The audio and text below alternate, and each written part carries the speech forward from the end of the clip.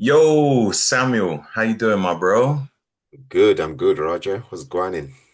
All is blessed, man. All is blessed. Good, good, How's good. how's life though? How's it at the cigar lounge? I think the last time we met, we went to a place that you introduced me to. You was talking about these cigars, and I was like, I don't know anything about cigars. And we met there, and you showing me a buffet of cigars, and I was like, how did you even get into this? And I was well impressed. So, have you been back there? Not to the Peninsula. That was where I invited you to. That's the Peninsula Hotel, and the tasting room to be exact on the eighth floor. Um, yeah, what did you say? There was a phrase you used, an interesting turn of phrase for describing cigars, like 40-pound fag. I think that's what you said.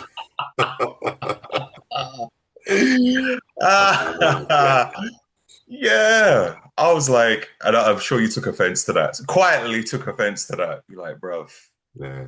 these are not facts. They're not fags.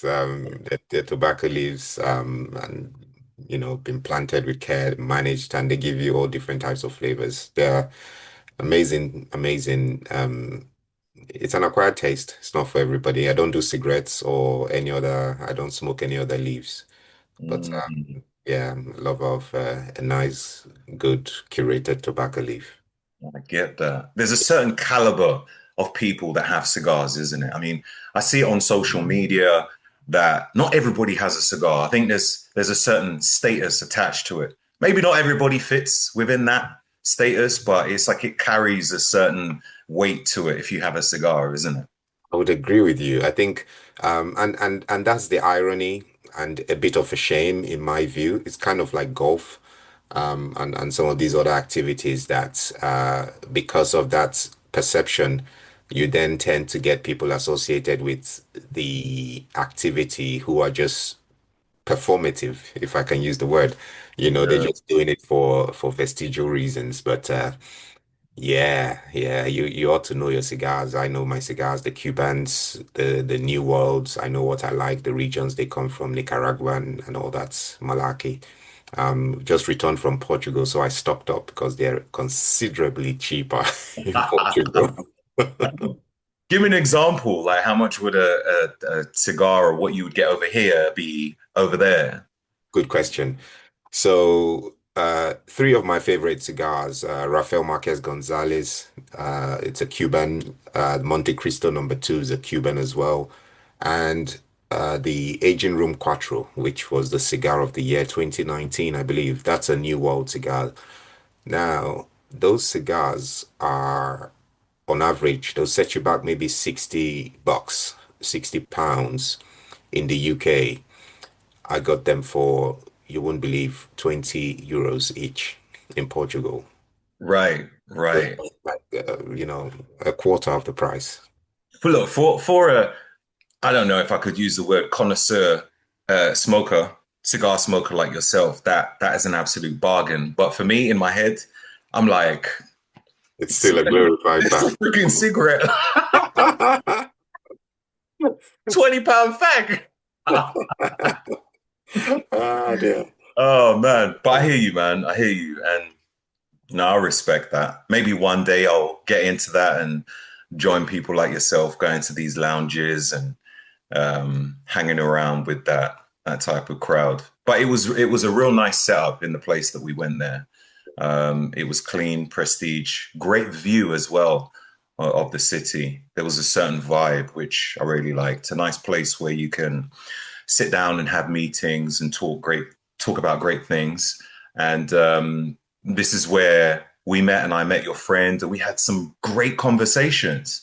And one of the things that fell in conversation was us sharing our views on relationships. It wasn't even just sharing our views, but it was just such an easy, open discussion. And it just went into a natural flow.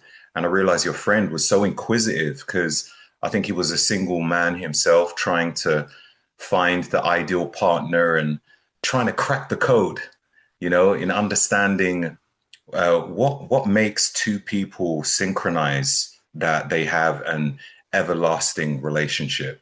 And I think we're all still trying to crack the code. because we go through different stages in relationships. Maybe it's beautiful at the beginning, and then slowly, a bit of turbulence happens, and maybe children is thrown in the mix, or maybe someone dies in the family, and there's all these things, and we have to figure out a way to navigate. And I think we shared some really interesting points, which got us here today to open up the discussion of relationships. What's your feelings about the topic today? Yeah, I mean, relationships, it's like a piece of string. Where does it start and where does it end? It applies to a lot of people. A lot of people are impacted, affected by relationships. And you find relationships everywhere, don't we? You have a relationship with your dog, your animal, you have a relationship with your car, your house, your wife, your partner, your employer. You have a relationship with the government. So relationships come in one form, shade or the other. And different complexions to those relationships as well.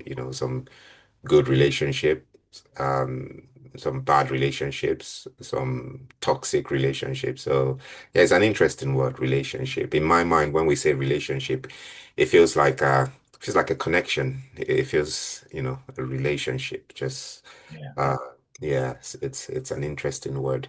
But yeah, I do remember very vividly that day. I think that was like you said, we just talked about so many things, and that's kind of where we decided let's actually, put this down for posterity, so people can listen to the nonsense or the sense that we make of it. The sense we're trying to make of it, it's just fascinating. I mean, there's many things that encompass a good relationship, but there's also so many ideologies, whether traditional or modern. On social media, there's almost like a warfare between men and women. I don't know if you've seen comments on social media when people have these ideas. A woman says, a man needs to do this. And guys are like, oh, well, you women, you need to do this. And I'm thinking, how do you have a successful heterosexual relationship if you're going to be arguing all the time? It's like, it's crazy. So hopefully today we can um, at least bridge the gap slightly, so to create a better understanding. So there's a few things I wanted to start off with. First thing is one thing which I looked at, which is like the five blueprints of a long lasting relationship. And if we feel there's anything else to throw in there, or ways in which we can dissect each one, let's go into that. So Sounds so good. these are fundamentals to make a relationship go the distance. The first one is communication, to be honest and kind, not just talking, but listening without preparing your rebuttal. What's your thoughts on that? Absolutely, Mm, absolutely. Communication is probably um, the God skill, if I could use that term. Yeah, mm, communication is the God skill. The way you communicate to people, your verbals, your non-verbals, they are taught to you if you've got a good background, a good foundation. Um, because yeah, they say non-verbals make our, um, most communication is non-verbal. yeah, What you do, people pay attention to more than what you say. And absolutely, because you could say everything. That's why you get people in relationships getting abused and, go apologize. I'm sorry, I'll never do it again. And it happens again. And then they apologize. So sometimes you're swayed by the way in which they apologize. So you can see that it's actually the non-verbals that is swaying you because they might kneel when they say I'm sorry, or they might cry when they say I'm sorry. So yeah, communication is a big one. It's a really big one. mm. So would you say it's a higher percentage in how you say it rather than what you say? How you say the words rather than the words that you say. So you could say, I'm sorry, or you could say, I am sorry. Do you know what I mean? Like sometimes people say stuff and it sounds dead. You're like, why is it I'm not convinced by what they're talking about, what they're saying? Do you know what I mean? And I think some people are disengaged with their words. So maybe when they're disengaged, maybe that's because there's a lie in there. What's your thoughts on that?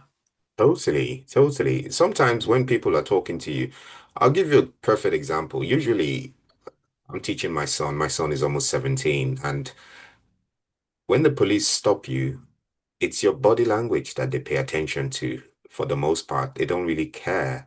And usually when they're tailgating you, or yeah, when they're tailgating you or following you before a stop, they are watching you for movements.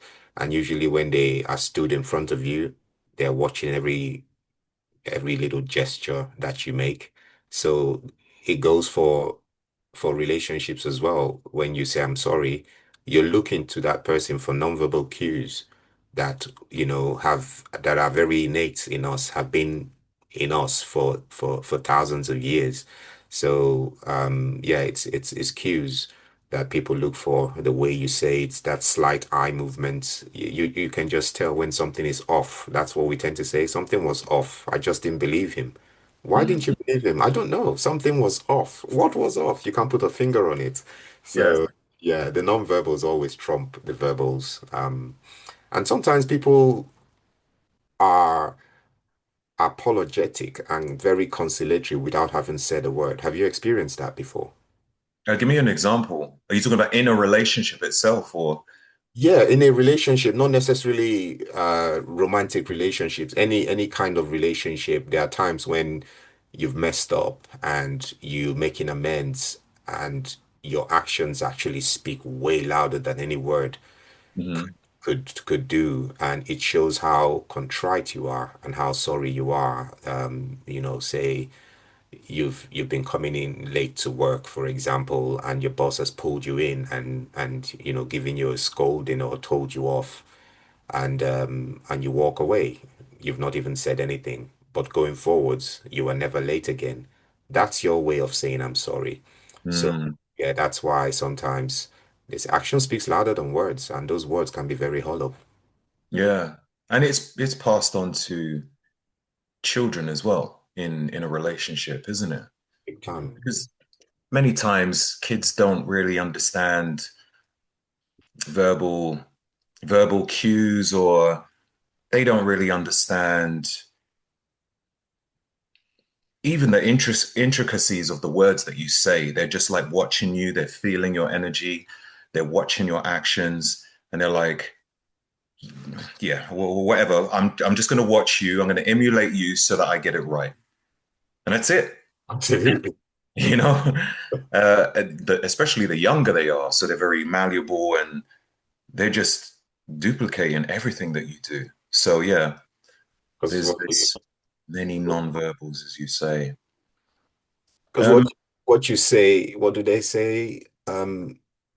What you say, they forget, but what you do, they remember. I think I've heard that said. I don't remember when, but it resonates with me. Yeah, mm, what you say, people forget, but what you do, they remember.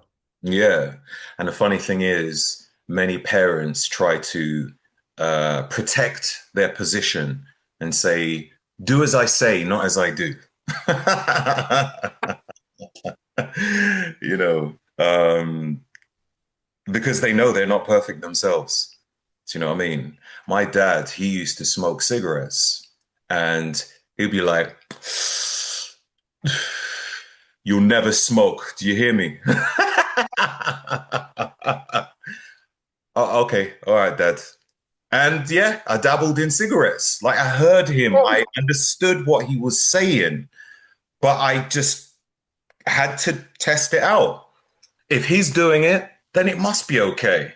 Yeah, It must be. As a child, that's the way you're going to think. absolutely. And yeah, we have to be very connected with our communication and our body language if we want to get the best out of the person that we are speaking to. So, what's your view on shared vision and values?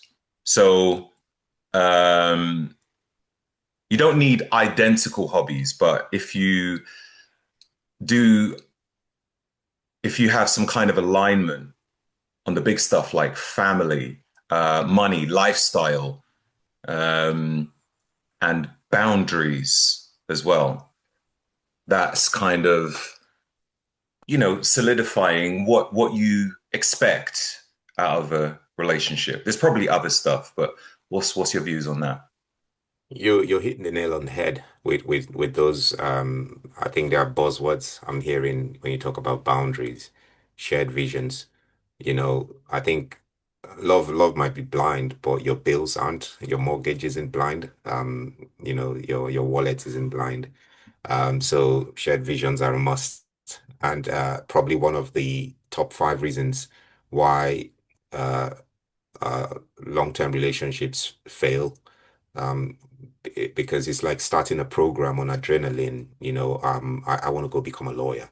And then you get into school, you might have the money to fund your education, but when the going gets tough, because you didn't have a why, if you like, um, then you don't really have the long-term vision. It was just your decisions were very based on short-termism.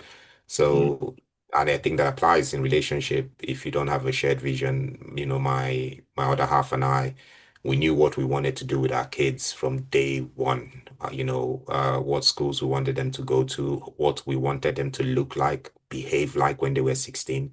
And I needed to know that she shared that vision with me, because if there was misalignment, it would have been a lot of trouble. Imagine the energy you put into, if someone is going in the other direction, you're going in this direction. Can you imagine, the degree, the entropy and the chaos that causes? mm, So yeah, it's super important. We want to save. If you have a girlfriend who wants to go shop at Selfridges every Friday and you are trying to save up for a mortgage, that's really not gonna work. Love is not gonna save the day. So yeah, it's a very simple concept, but it's everything is important.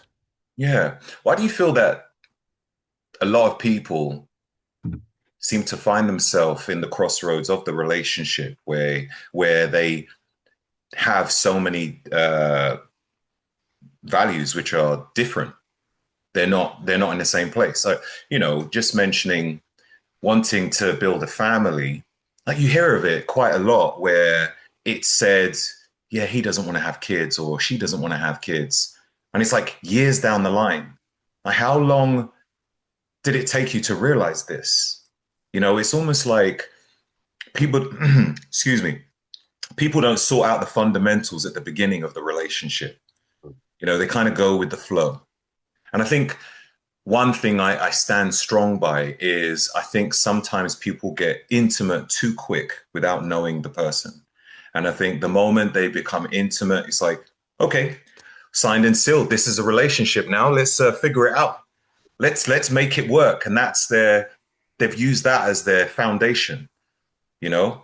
And then they're trying to work on something with um, like soft soil, trying to build a brick house on sand or something. It that's not important. You need to figure it out at the beginning. I remember, I think it was a book by, what is his name? Um, Patrick Bet David. He was Okay. talking about, I'm sorry? The next five moves. I think it could have been in that book. It could have been that book where he'd mentioned about when he was talking to his future wife, it was then girlfriend, he was like treating it like a business deal where he was like, because I think he had a failed relationship before, and he was like, I really want to spend my life with you, but before I do, I need to make sure that these things are certain. If it's not, we need to end this relationship. It doesn't matter how good you feel at that moment, you need to make sure these things are in place. I can't remember what his fundamentals were, but he put it down on the table and he said, we need to go through this. And I think that is so important at the beginning of, I don't know, if it's courtship, before it starts, before you start building solid bricks around it. because it's hard to tear away those bricks when it's, cemented in, because you're just trying to make something work, like I don't know, like a broken old computer that you really need to throw away and just get a new one, you Yep. know? Yep. So yeah, I feel that's really important. It is. It is, bro. I mean, what can I say? It is in every way. The only time you see people, taking risks, well, not the only time. For the most of the time, I see people taking risk. They are either inhibited, so inhibited by either drugs, or there might be um, a condition, so a child who's got new neurodevelopmental needs would maybe walk up to a lion without knowing that that lion is dangerous, or touch a snake. And sex is like that. Sex is a drug, Mm. a very powerful drug. I would put myself out on a limb and saying it's probably better getting addicted to heroin than being addicted to someone sexually. It'll destroy you. It'll destroy you from the inside out, because that's one of the things that makes people get into relationship. You don't sign a contract on a house or with your employer without knowing, what's in it for me, what's in it for you. Mm. That's what makes it work. You've got those relationships, you look at the contract, okay. And if there are any differences of opinion, you take it back to them, don't you? You're a businessman. So why don't we do that in relationship? It's physical, sometimes the eyes deceive us and we see beautiful or handsome as a broad brush that covers all sins, because he's handsome and manly like Henry Cavill, or because she's a beautiful, stunning woman. There can be Mm. no evil or wrong in this person. So, yeah, it's a shame, but I think as you mature, you begin to think differently. Yeah, yeah. Um, you'd think so. You'd think so. But there's a lot of I'm sorry, but I've got to say it, stupid people out there that are just focused primarily on looks. Like they mention, yeah, but they didn't look good enough. And I'm thinking, but did you actually get to know them? And people are so picky, Yeah. so picky. I've dated like women that wouldn't typically be like the most attractive, but I'm like, you know what, this is a great human being. Mhm. And I'm not trying to go by society standards. I got to know the human being underneath it. There was one lady that which I dated many years ago. And when I first saw her, I was like, definitely not my cup of tea. But then as we got speaking, I was like, she's really nice. So I kind of put it behind me and kind of grew attracted to the person underneath. And it really got me to not be so superficial with looks. And what put me in that situation was the previous relationship before that. It was just looks. It was just looks. I'm like, yeah, you're fit. And she was like, yeah, you're fit. And then we just tried to build a relationship on that. It But the was relationship wasn't fit.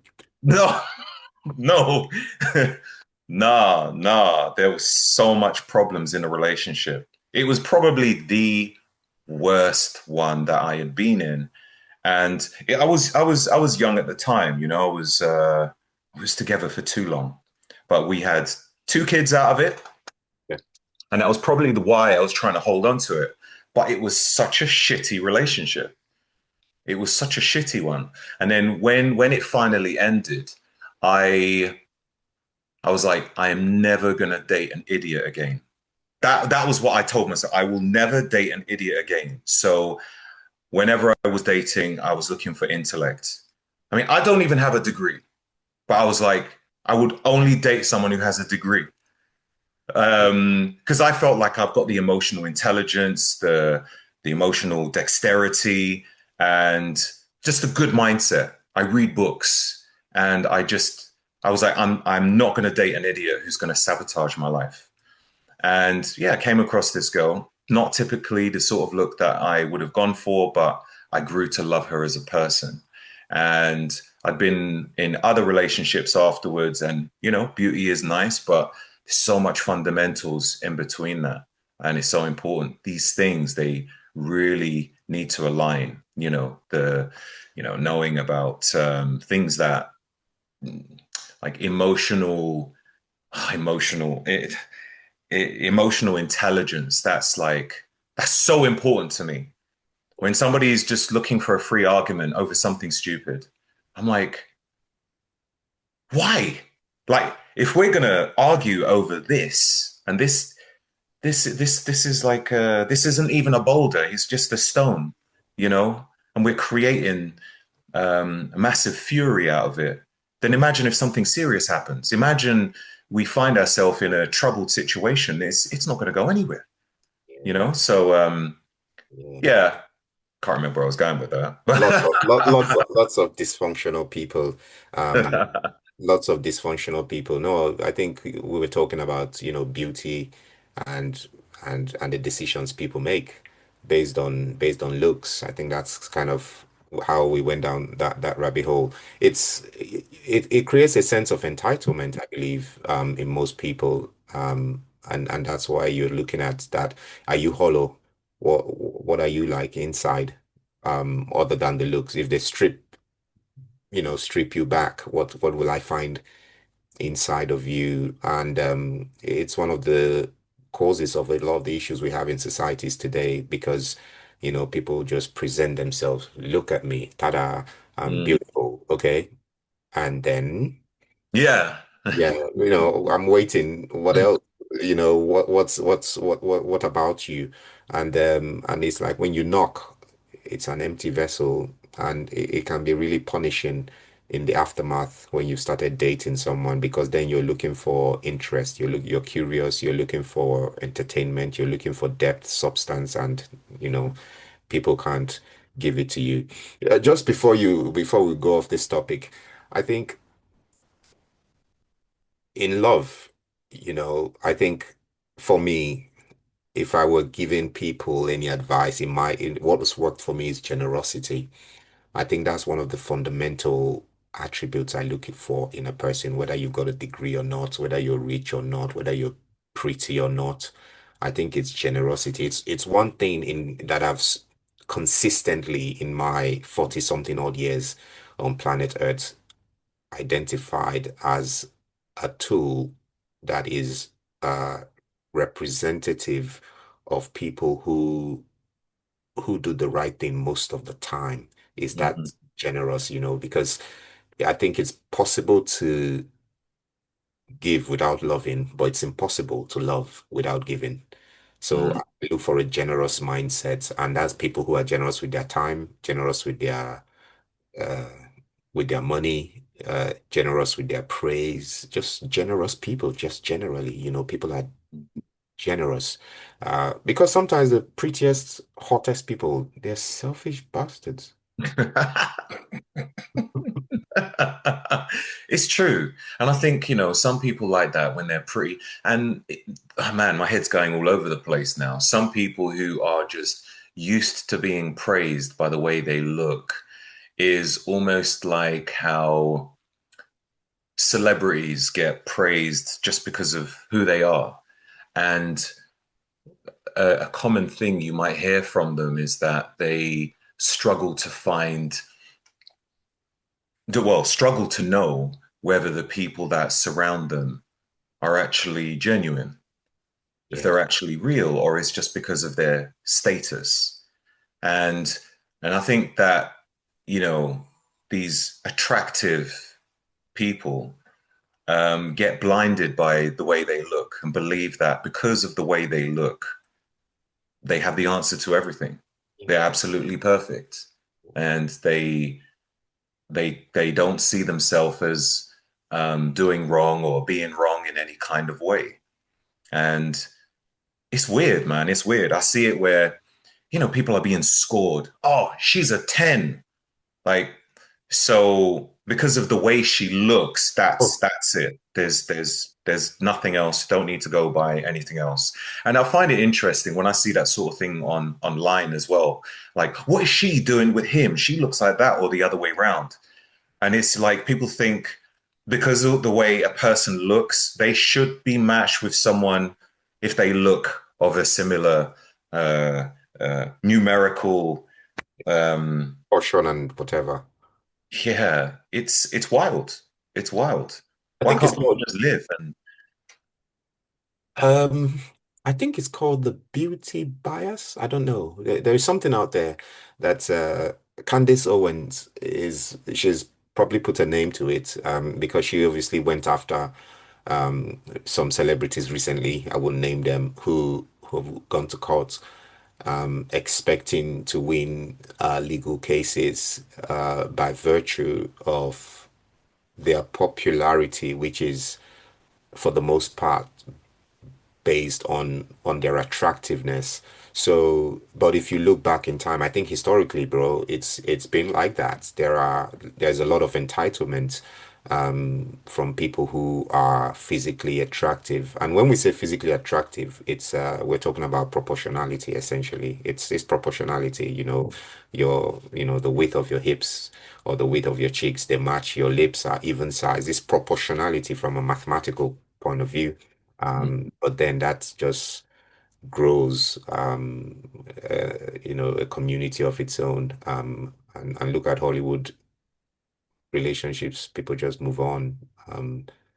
Yeah, it's the pretty bias. That's what I've heard it's called, where mm, people who are attractive, have a sense of entitlement. And it does, there is statistics that supports that argument, even in my line of work in professional services, in interviews. We know that attractive people get more favors. That's why attractive people tend to land roles in executive function. I'm talking about secretaries, executive secretaries, private secretaries, for example, or assistants. They tend to go to people who are attractive. Organizations also want a pretty face as the front door. mm. Yeah, so it's always been there and it probably always will be. Yeah, it's fascinating. You know, yeah, a barista or yeah, if they're on the front the front face of something, I guess having athletes on the front cover of a magazine and that sort of thing. But in relationships, there should be a lot more depth to it, but people still do it. They can't segregate, they can't partition that thought process. You Yeah, know, it's just stuck with them everywhere they go. because sex is a drug. It is. It is. And when I was younger, yeah, yeah. Forget alcohol, that there. Do you know what I mean? But then as you get older, well, some people they're still stuck in that cycle. That's the problem. How do they get out of that cycle? That's Oh, the thing. yeah, I mean, they can pray. Yeah, listen. My younger sister, she told me something in 1999 or 98, and I've never heard this anywhere else. She said maturity is the ability to delay gratification. And that's why I never forget because it was profound. It still is to me. I mean, someone might think it's a very simple uh, phrase, but as I've thought about it over the years, it's just really been profound when you say maturity is the ability to delay gratification, not deny, but delay.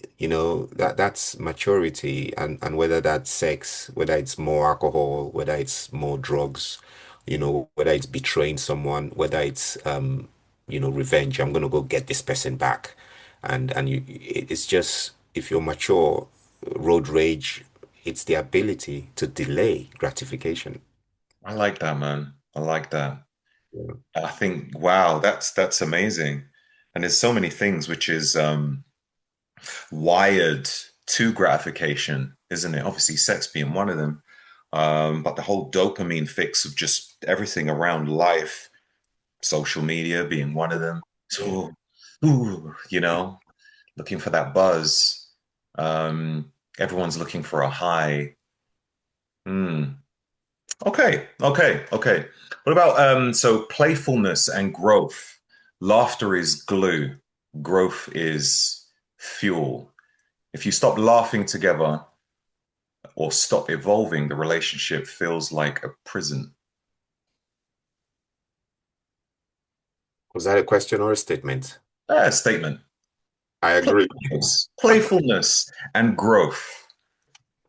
Yeah, I agree. I've been with my partner now for 25 years. Oh, well done.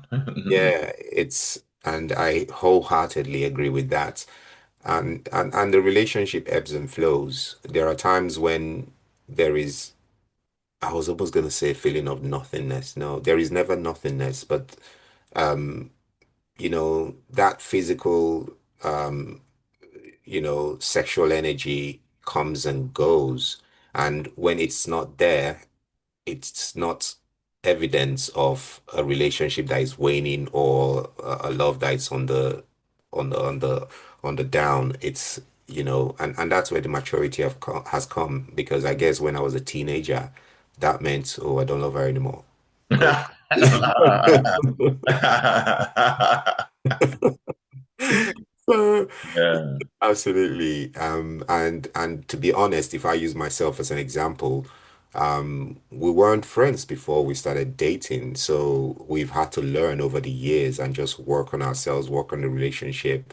And you begin to realize the importance of being friends. I'm coming back to the playfulness, so that's what I was circling back to. Because yeah, lots of relationships on the outside, when you watch, you're thinking, geez, it's almost like that grandfather. Actually, we're not doing justice to grandparents. We're assuming grandparents are sad. It's like, where did the love go? These people don't laugh anymore. They don't joke anymore. The relationship has become so transactional, you Mm. know. Yeah, so yeah, I'm just, speaking in support of what you said, the playfulness and growth. It really keeps the youth in the relationship. Oh, yes, the youth, the spontaneity, the spark, the energy. Um, it's important to keep it alive. And just like going to the gym, you're not always going to feel energetic to go. And relationships are going to have their moments where it might feel a bit boring or dull. It's going to happen. That's just life. But it's up to you to make an active effort to bring some spark back into it. You have to. You have to try. Well, you both have to try. Work in unison, discussing about these things, trying to have whether it's date nights or more communication amongst each other, more intimacy, um, and having a good laugh. It's so important Yeah. because yeah, it's not just a transactional thing. It's not if you just fall into playing roles. Okay, this is your status in a relationship. This is my status, and that's what tends to happen a lot of the time when you hear arguments about um, you're a wife, you should do this, and you're a husband, you should do that. It's like, wow, now you're just throwing the title. Just focus on the title, and then everything will be okay.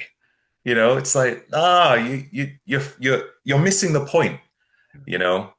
And I think, yeah, a lot of those things help to, that joy really creates the gel in the relationship when times are hard. Do you know Yeah. what I mean? Yeah. Um, yeah, I'm laughing. I'm laughing in my head because um you hear statements such, you're a man, so that's what you're supposed to do.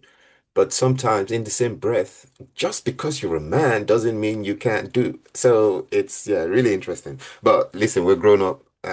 So those things, whatever a duck's back, Yeah. it's yeah, it's about responsibility. And just touching on the last subject, we're talking about um, you know, relationships and maybe longevity. It's also, mature relationships. There are times when the other half, for example, wants intimacy, and you might not necessarily be in the mood, but you meet that person's needs. Those things come with being grown and mature, and not being selfish. because someone might flip that and say, "What are you saying, Samuel? Well, I don't want to do it, so you have to respect my, what's it called? Respect boundaries." No, no, no, that's not what it's about. That's the growth that comes with friendship, and it brings health into the relationship, and you trust each other as well. And Mm. it's trust, you don't feel used.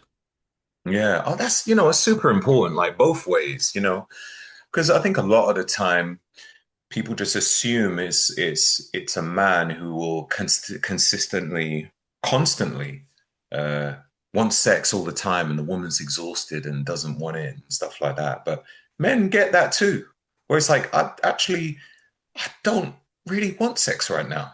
However, I want you to be happy, and they will do it. But people think that there's never a time when a man doesn't want to have sex.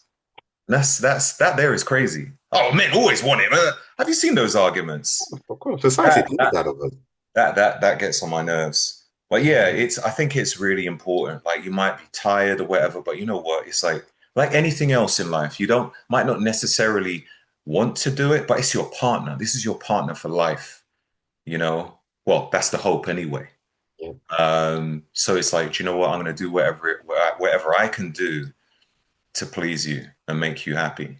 I mean, it's not abusive to think about your partner that way. They're not taking advantage of you, you know? It's just like, I want to see you happy. I might not be in a mood, but I don't care. I'm going to make you happy anyway. Do you know yeah. what I mean? It's Absolutely. just like anything. Absolutely. You must be on drugs if you're always feeling very warm, fuzzy, in that mo you must be on drugs if that's your perpetual state of mind in a relationship, you and your partner. Or maybe you guys need to give us some of the porridge you're having. But Mm, it's like you said at the beginning, going to the gym. Sometimes you don't feel like, but you go because your body needs it. And other mm, times you skip to the gym because you're happy to be going, you're in the mood, your brain and your body, you're connected, and you go there and you just, you kill it. But there are days when it's a drag. Like I hate seeing Iron today, but mm. you've got to go. Yeah, So that happened to me recently, actually. I made an effort. I went to the gym and I was there for about 10 minutes. I did go there though. I was there for 10 minutes. And what happened was I forgot my bottle in the car and I went back to the car to get the bottle. I sat down, took a couple sips, and then I closed the door and drove home. But I came back the next day to make up for it. I'm like, no, no, no, no, no. I'm not going to be defeated. I tried. I think that's important. You got to try, not accept defeat straight away. Um, I wanted to talk about healthy independence and togetherness in a relationship as well. So, like a intra-dependence, which is kind of like the sweet spot. Like too much dependence is like suffocating. Like if you depend on the other person too much, it's suffocating. But too much um, independence, it's like you then become like housemates. You're just like doing your own thing. So it's like yeah, interdependence, like where you're working together.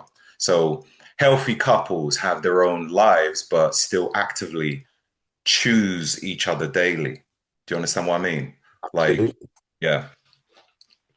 So yeah, what's your views in that? Like, how do people, let's say for instance, they've lived a very independent life and now they're with someone, they may have been a bachelor or a bachelorette for a long time. They like someone, but they still got this kind of um, dependent, well, no, non-dependent thought process where they're just used to being by themselves.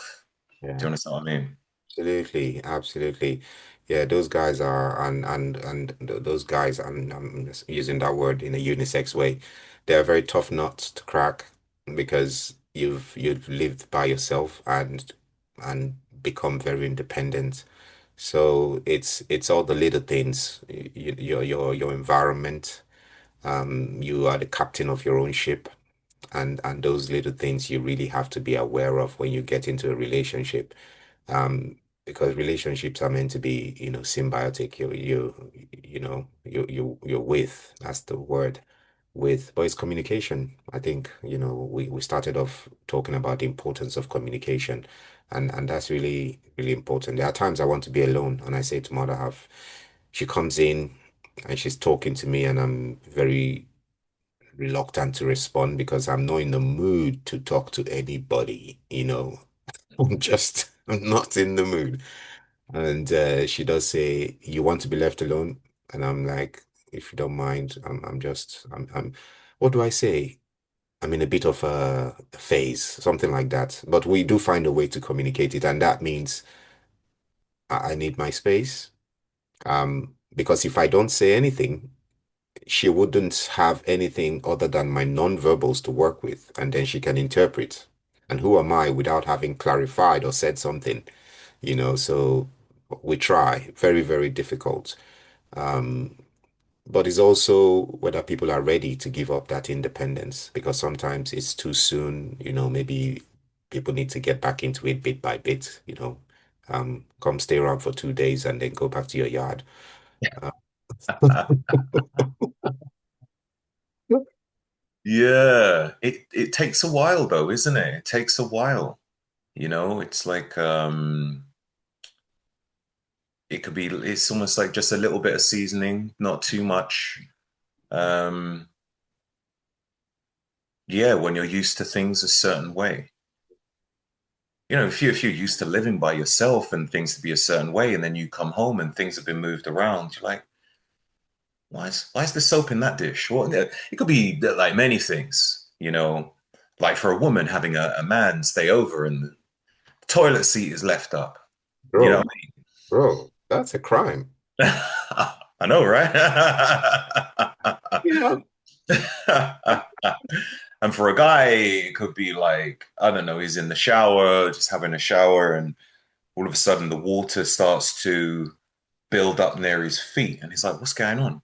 And it's because her hair has been stuck down the plug hole, you Mhm. know?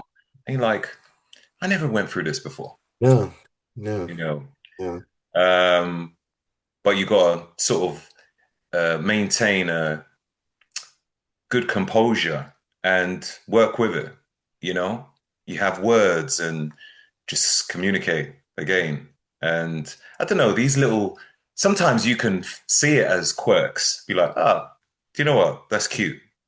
Do you know what I mean? Like for a woman, she might, the seat being left up, it's like, there's a man around the house. Okay. Do you know what I mean? Like you can turn it that way. It's all a matter of perspective as Yeah, well. yeah. When it's Yeah, and I think sometimes if you really have a solid foundation in your relationship and your relationship's in a very healthy place, there are some other things that may not necessarily be quirky, which might be offensive to an immature relationship that you guys can ride. So some of the examples you've given, hair in the bathroom, toilet seats, um, drinking straight from the bottle in the fridge or juice pack, gases under the sheets in bed. Yeah, for real, for real. People can be rigid. So, how do you deal with that? What's love got to do with it? What's love got to do with it? Yeah, when Well, you, yeah, because some people might break up over things like that, and where do you stand on that? Yeah, that's a bit juvenile. If you're gonna break up with someone, I mean, you have your choice, yeah. um, you know, but you do hear stories like that where people, if it's non-negotiable, and when you unpick, what you see at the end of it is that these people were not really ready to cohabit with anybody. Hmm. Yeah, Hmm. yeah, Yeah. Yeah, definitely nitpicking in at the beginning or in any part of the relationship. I think sometimes when people nitpick over little things later in the relationship, I think it's to the point where maybe they've gone fed up with them, and then anything just bugs them, Right. you know. I don't even like the way you breathe, stuff like that. And I think, wow, you know, now you need therapy in the relationship or to just let it go, Yeah, you just want out. Yeah, you can tell a person just wants out, you know, when they're just looking at the other person just walking across the room and they're like, you know what I mean? But yeah, if you're gonna have these little things that is gonna make the relationship fragile, you're just not ready. Like if a person doesn't have, what's the term? Mm, if someone doesn't have certain hasn't been born a certain way with certain standards, like let's say for instance, he doesn't pull out the chair for the woman. Mm. Say he's just not grown up that way. Yeah, yeah, You know? etiquette and all that stuff. Yeah, Yeah, exactly. yeah. Then some women may take offense to that. Like if he doesn't open the car door for her, she might be like, well, he's just definitely not for me. Whereas there could be a lot more to the relationship that he can offer than those things. Those really deal breakers for a healthy relationship? You know, comes back to fundamentals, the way I see it. If that is a fundamental for you, fair enough. Yeah, no, you raise a good point. You raise a good point, and you don't gloss over things like that because I do have deal breakers. I'm not, I'm not vanilla. I do have a color. Um, and there are deal breakers. Absolutely. You're not an anything goes kind of person, those kind of vanilla walls when you move into the house, you're like, what color can I put on it? That means you came into the house and it was bare. There's nothing. Hmm. So yeah, I think um that's what we call standards. That's what we call having a baseline. That's what we call principles, and those are some of the things that you identify at the dating stage, friendship stage, all of that kind of stuff before you dive into it. But like we said earlier, wow, this person is fit, sex is great, let's get married. Um, and and there isn't time to, yeah. So and psychologically, it's not something you can keep up. It doesn't reward you in the same way. It's kind of when people do drugs, the first time they do it is amazing, but then they keep going back for more because they're trying to replicate the first high. That's kind of how it is with relationships. And at some point, the people get bored and then, you know, men for the most part move on to the next um fit one. So Hmm. yeah, but yeah, you need to have requirements, as they say in my line of work. You need to have a baseline. You need to have fundamentals to say, okay, this is what I will accept, and this is what I won't accept. Yeah, there are cultures where if you wake up in the morning and you don't say good morning, that's a problem. Right, Yeah, right. yeah, yeah. It's real, real, real, real. If you don't wash the clothes, if the food's not ready when you get back home, it's a problem. And I'm not saying it's wrong, but it's, understand and communicate your expectations early doors is really important. I like that. I like that. I think, yeah, at the very beginning, that needs to be discussed, especially like if you have like religious beliefs as well. You don't want to get a mismatch. There's principles within the whatever book you decide to work from, Yeah. and you don't want to compromise that. Which is very interesting because like I've seen people who might work with different books. One could be Muslim and one could be Christian, and they try to have a relationship together with different principles, and then they try to figure out, okay, so how do we make this work? Are you going to convert over to mine or do I go with yours? Um, and it happens. It happens. Um, Sometimes it works. One decides, okay, do you know what? I'm going to go with yours. I think the baseline of that is they're both religious. They both believe in God. And they're like, do you know, I could work with the principles over there. Let's make it happen. Do you know what I mean? Yeah. Uh, and I think that's cool, man. I think that's cool. I think two human beings can make it work on great principles. Um, as long as you're both happy with those principles, one person might, uh, it's not even a way of compromising, but they might be, I'll work with you on this because I see what you're saying and they're strong. They they have a solid foundation that I can work with. Hmm.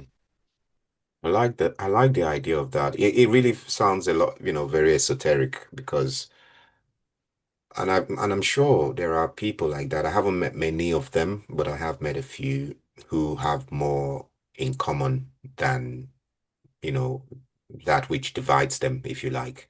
Um, Mm, using the example you gave, having a Muslim, for example, and a Christian, or a Muslim and a Jewish person, or a Christian and a Jewish person, or a Muslim and a Hindu coming together in a mm. relationship.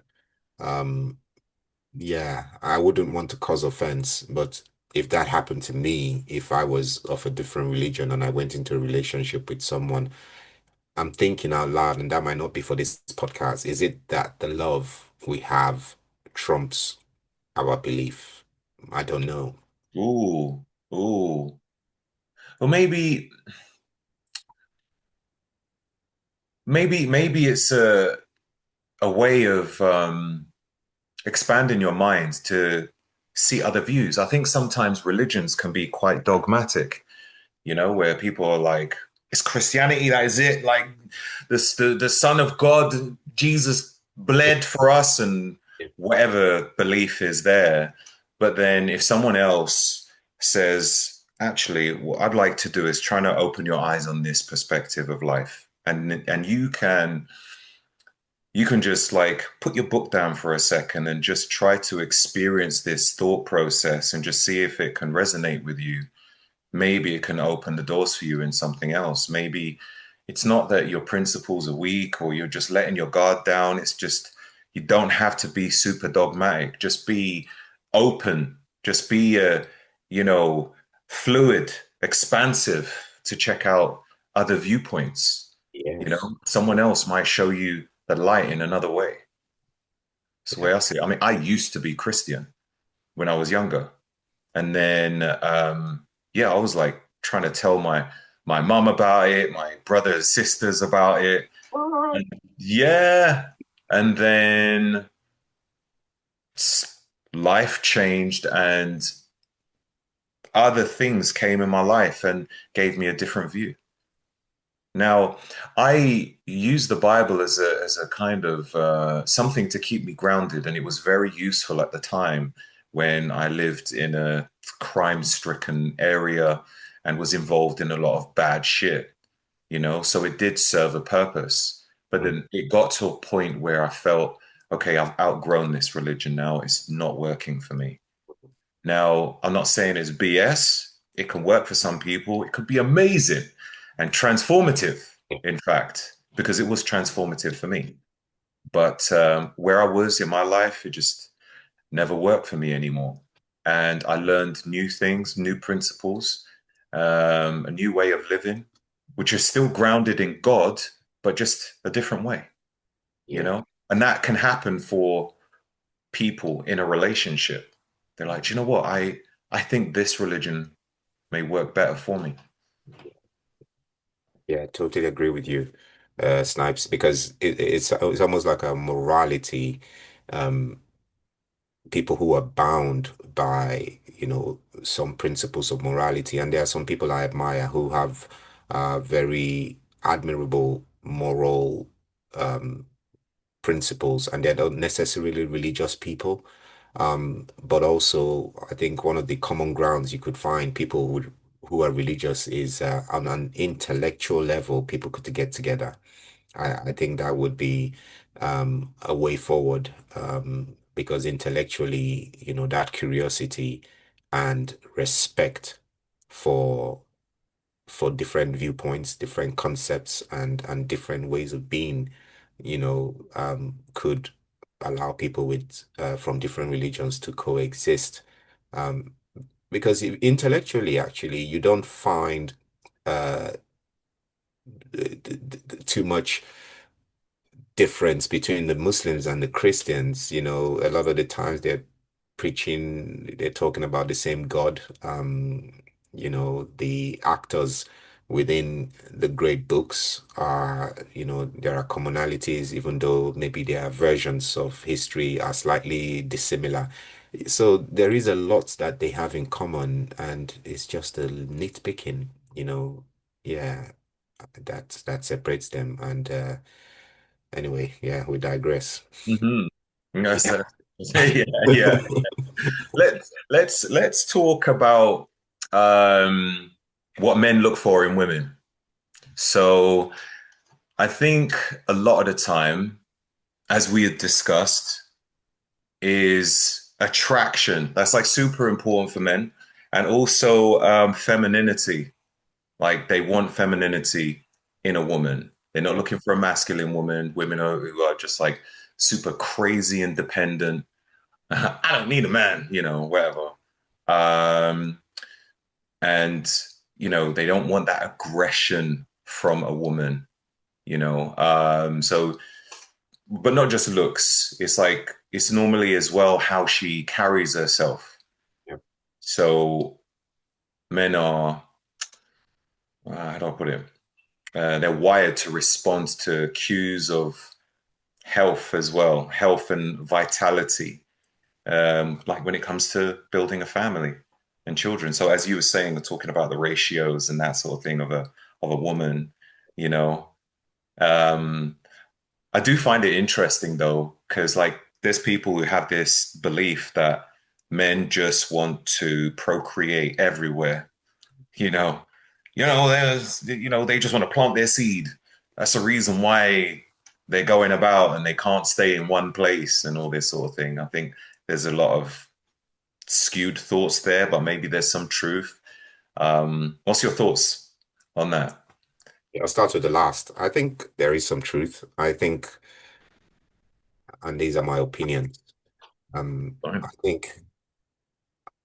I think fundamentally we are wired um, to procreate, if you like. Um, I was listening to a podcast some many weeks ago, and I think one of the ladies very crudely referred to men as the hunter and the women as the hunted. So, but I think what she meant again, rather crudely, was just trying to um, outline our roles or bring surface our different roles that we play. In the animal kingdom, you would find some parallels to the way we actually conduct ourselves in our world as humans. But yeah, you've talked about vitality, attraction. Women look for that as they do in the animal kingdom, because if you Mhm. want to look for the closest thing to us is also to look at the animal kingdom. There isn't much of a difference. We're just more intelligent. Emotional support, you see that amongst baboons. Women are looking for that emotional support. Women are looking for respect and admiration, Mhm. because Mhm. they're feminine. That's why when your woman gets stressed, or she's done her hair up, it's really, but some of us weren't taught, and these things we learned later. Pay them a compliment is really good. Mhm. And like that, women like companionship, and that translates into marriage as well. And I think loyalty as well. Loyalty is really important, and trustworthiness. I think those are things that, not in any particular order, but I would say those things are common. What for women for men or the other way around, men for women? That's meant for women. Right, right, right. Yeah, Yeah. meant for women. Women are looking for security, looking for emotional intelligence. Women are looking for ambition from men. They're looking for drive, you know. Yeah, security is one of the top things for women Yeah, I think that's super important. Security, that's like, phew.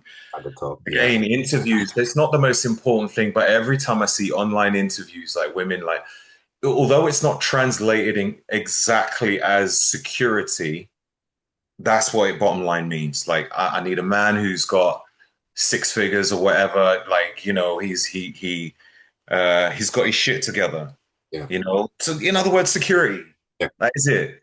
But it just doesn't sound attractive the way women are putting it. Like when guys hear that, they they they see it as a gold digger or something. But no, they're just being factual. I need security if I'm going to be with you. If I'm going to be, in the future bearing your child, then what? We're gonna get like an emergency accommodation and be on benefits. Is that the goal? Do you know what I mean? You know what I'm saying? But security means so much more than that. Like I said, my boy is about seven, going 17. And there was a time, I think 2013, 2014, I was in Portugal for 3 months trying to learn the language. And and I was getting a lot of calls, this is how, your son is acting up. And that's because, he knew like the head honcho was out of the house and he's a man, he's maturing and going into his teenage years, so testosterone is rising, and he was presenting a challenge to mom. Now, because I understood that that's part of his developmental process, I dealt with it differently, talking to mom, talking to him, communicating, these are my expectations of you, whilst I'm away from the house, and maybe giving him some, what do you call it? Giving him responsibilities. And I think that's acknowledgement. Okay, you're a growing man now. Do this, do that, take it, So but that brings security. I was saying that from women as well. That's security because you being able to lead the house. And I'm emphasizing this, Roger, because we live in an age where some women earn way more than their men. So it's not just about financial security. Yeah, Hmm. it's not just that. Even as a very rich woman, you still need security from your man. If someone was coming through the door at 2 a.m. in the morning, please tell me that you would expect your man to go take a bullet. Right. Yeah, Yeah. exactly. I well, He's going to the door to yeah, sort that shit out. Do you know what I mean? security. That's security. And just being there when you have a son to be present and try and influence his life and your daughter. So yeah, and stand up for you. Yeah. Yeah, that's amazing. I love that. Um, what about also respect and admiration? So many men would want respect. That's spoken about quite a lot. They want respect and admiration. Men thrive on being seen as a couple, valued and respected by their partner. Like respected in the open. They don't want to feel, you know, women sometimes they might feel a bit emotional at times. And it's like, okay, it's cool. You've got that time where you might feel a bit more, yeah, just a bit more emotional. And they might want to express themselves in a very uh, aggressive manner. They can feel like that sometimes. But for a guy, it's like, okay, let's save this discussion when we get home. Let's not do this out on the street. I need to feel valued and respected while I'm walking with you and in front of my peers and my family. I think that's really important for a man. Yes, sir. Very important. In the same way that it's important, we just talked about a woman being complimented and how that's important for women, because it's a need. It's a feminine thing, and that's okay, and that's right. We've come to know that women appreciate, being complimented by the other half, acknowledging them, noticing them. So, in that same way, it works for a man as well. The respect is a need that men have, and there is nothing wrong with that um, as long as there isn't incongruence in terms of your values and your principles, and what you're putting out non-verbally. We talked Hmm. about communication, yeah. If a man's behaving in a way that is not deserving of respect, so you're confusing people around you, whether it's your wife or your child, at some point they will disrespect you, Hmm. Hmm. inevitably. So I just wanted to be clear about that because, okay, give me respect because I'm a man, regardless. It's not gonna cut it. Hmm. Yeah, Yeah, it's yeah, true. You've got to earn it as well, isn't it? yeah, correct. So that's what I tend to find sometimes is respect me no matter what. No, it doesn't work like that. But it's really, really important that, you know, let's add some spice to this and say that sometimes what you talked about respect is something that people withhold um, in a cynical way. You know, maybe you use it as a tool. We talked about sex earlier on, and I think Yeah. respect is one of those things that some people actually also use as a tool, in a really cruel way, in a sinister way, withholding respect from people, and yeah, shame when that happens, because Mm. men thrive off, being respected. That's just in our DNA. Um, but I won't be asking for respect if I didn't give it. Hmm. Hmm. Right. I mean, you'll be showing your respect in a form of full of love and affection, but it's the differences really when we're talking about what men are looking for. Right? We can cover what women are looking for, but it's like this is what men want from their woman. They want to feel like a king. Mm, I want to feel like a king in this household. Yes, I'll treat you like a queen. That's all cool, but you need to make me feel like a king. So respect is that. Do yeah, you understand what I'm saying? absolutely, We will absolutely. come to her, of course. That is not forgotten. But I feel like that's super important for a man. Like when he feels respect from his woman, man, he'll conquer the world for her. Yeah, yeah. And for men, for your success is really often tied to who you choose as your partner.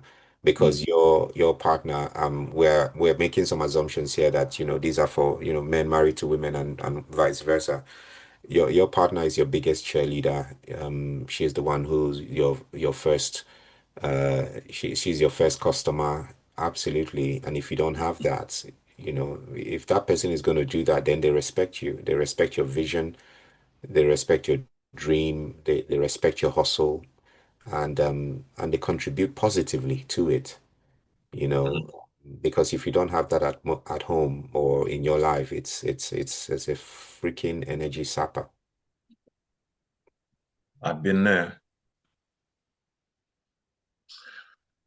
So, men themselves as well are looking for emotional support, a partner who believes in him. That's like super important and encourages him and doesn't belittle his efforts. I feel like that is a really important thing. What's your thoughts on that? Big time, big time. I Mm. think is it between 30-40% of men from a survey that was done in the UK, they say that men are less likely to seek formal uh, support. When you look at suicide rates as well, those statistics begin to bear out.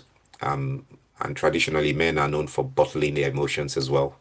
Uh, you know, so. yeah, we do need that emotional support. And I don't think that women quite understand um, why we need it and how to give it to us as well. Being able to respect that need that we have without judgment. Um, you know, People say most men don't need fixing, or what do they say?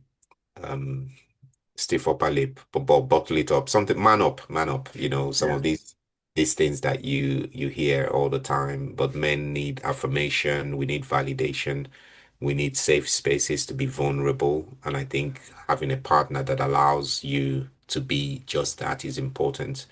Um, you know, Encouragement for growth, all those things and it's not just talking about it is helping you balance that emotional load that you carry as a man, whether it's in your job, as a parent, having the right person to support you emotionally is key.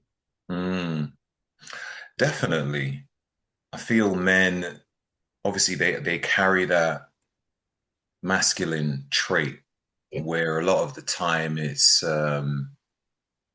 they're going out there and they're working hard, they're doing things, they need to come up with ideas, they need to support the family, and there's so much just, yeah, masculine stuff. They need that balance, that yin and yang. And I feel like when he comes home to his woman who can just bring that energy down, calm him, relax him, give him that love, it's almost like getting some good sleep again. You go to the gym, you train hard, and then you go sleep and you just feel re-energized afterwards. Um, that love, that tenderness, it's everything. Every man wants that, really. That's what I feel anyway. In a good relationship, that woman that can just be that soft emotional support, that gentleness. Safe space. Yeah. It's beautiful. And sometimes I feel like that message kind of gets a bit skewed. If a guy is expressing himself, sometimes you'll hear, he's just acting feminine. It's like, no, he's expressing himself. He's allowed to express himself. He has feelings too. If a guy expresses feelings too much, he's acting like a woman. Yeah. I think Yeah. sometimes that is said in some cases, and I feel that needs to stop. Yeah, You know? absolutely. Spot on. I mean, my son, talked about him a few times now. He's almost 17. Physical contact, putting my arm around him now, it kind of feels awkward, stuff like that, because they're learning from society. They think they need to man up. They don't need any physical, attachment only with a woman. So I think, Mm, yeah, it stems from there. Going back to, you talking about vulnerability. Um, but yeah, I think men need it even more so. And sometimes don't assume, you need to ask. I gave you an example. My missus comes into the room, are you okay? Because she's maybe said something, made a couple statements, and I haven't responded. She's read my body language, and what she's trying to do is, okay, I'm not going to assume. I need to align what I'm seeing with what I'm hearing. And you ask the question, don't assume. So it's really important to check in regularly with your man mm, as well, um, and try and normalize his emotion when he's in that state. Normalize it so that he finds it easier being vulnerable with you. So um, that's so important. And I think the last thing I would say, going back to cigars, because I want us to use the same so people can resonate with what we're talking about. I go out mostly weekends to meet my friend and have a cigar with him. And why are you always going out on, have a cigar? I said, listen, this is my emotional space. When I meet up with my friend, it's a friendship. I don't have an outlet any other outlet during the week because I'm at home, I'm working. So this is the one time in the week I go out to de-stress, to depressurize and have a sit down with my friend and just powwow and chop it up with him. And I when I explained it like that, because she pops down the road to her friend, just anytime she likes during the day. And I said to her, "Do you realize in the week I don't really have an outlet?"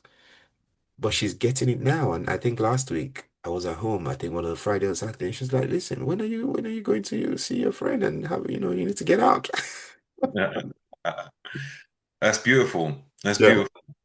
Like she wants to see you happy. She knows how she sees the difference when you come back home. absolutely. It's like, you know Absolutely. what? I need more of that. Yeah. Go out with your mate. Go smoke some more cigars. Yeah. Because when you come back, that's the man I want to see. Yeah. Do you know what I So, mean? She sees the benefit in that. That's really good. And I think that's super important for women to realize. And, sometimes it just takes, you could be working on something and she walks in the room, maybe just sits on your lap, gives you a hug, kisses you, gets up, walks off. Oh my gosh. Wow. Okay, I'm perked up all of a yeah. sudden, you know?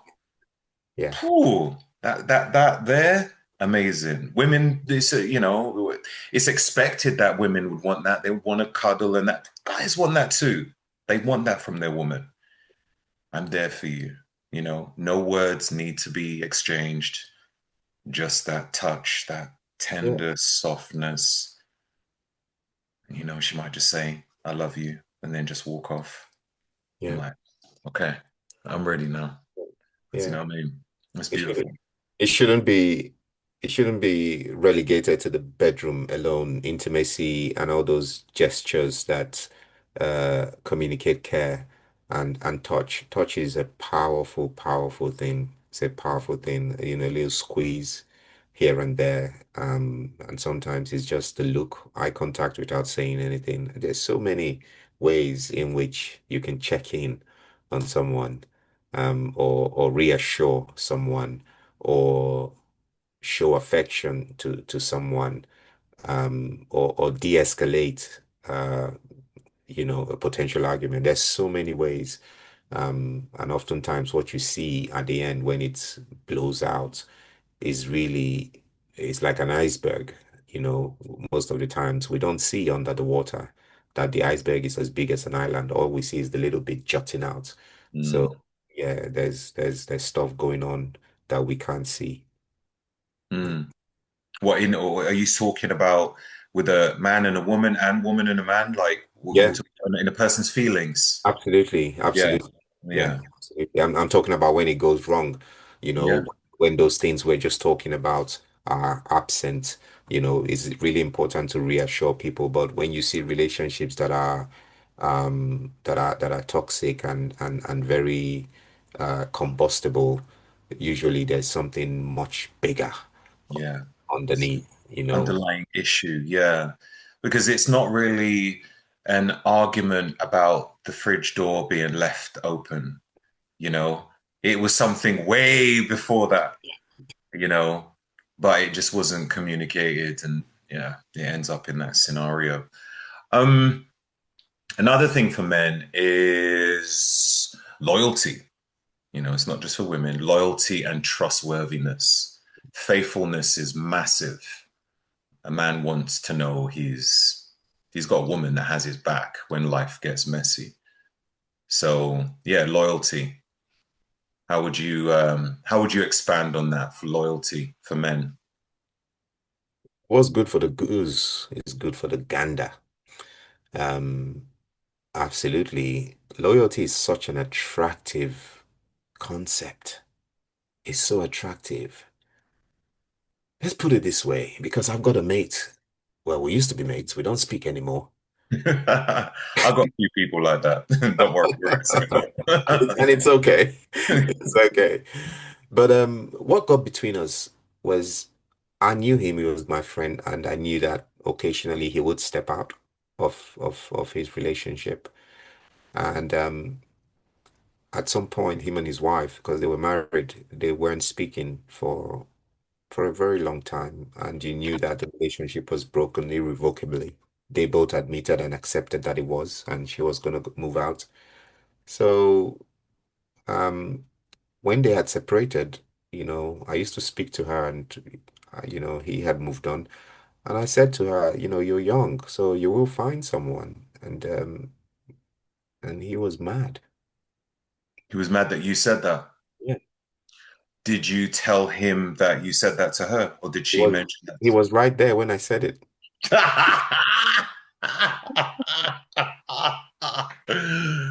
Said it.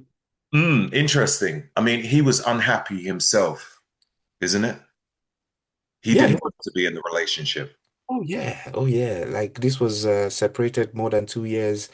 He'd moved on. He had other girlfriends now, but he just wanted to come to visit his kids, and she would be the mother. And he had this concept in his head, you know, that no one was gonna come in, I suppose, and be stepdad, or I don't know, but yeah, I just find that very odd.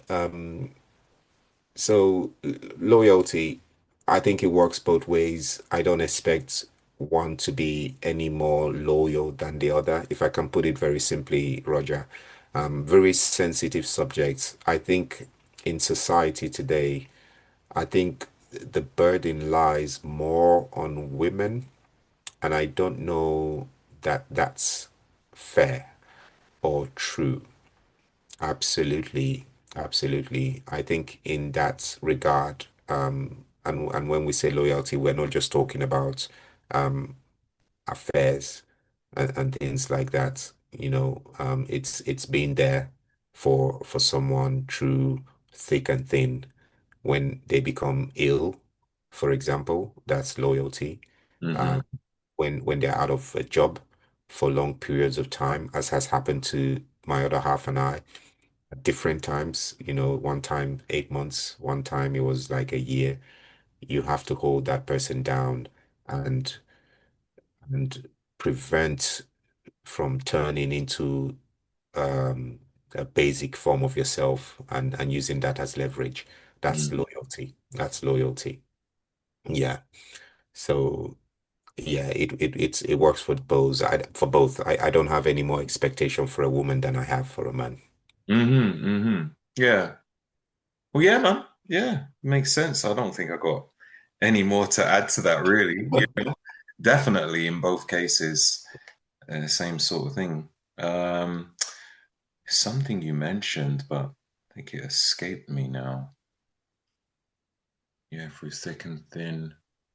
Maybe it'll come back. Maybe it'll come back later. So women, what do women look for in men? They, in particular, look for emotional security. That's like a really important one. They share a lot of feelings. A man who makes her feel safe to express herself without being judged or dismissed. Women express themselves quite a lot, and guys need to be ready and just be an ear sometimes. Don't speak, just be an ear. A lot of men feel it's their duty to fix problems.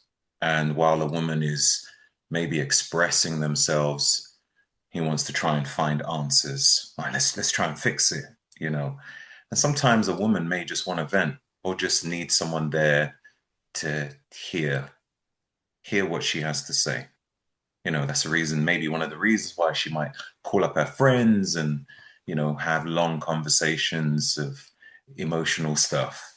Guys don't really call and do that. But if she has her man there, then she would expect to be able to open up to him.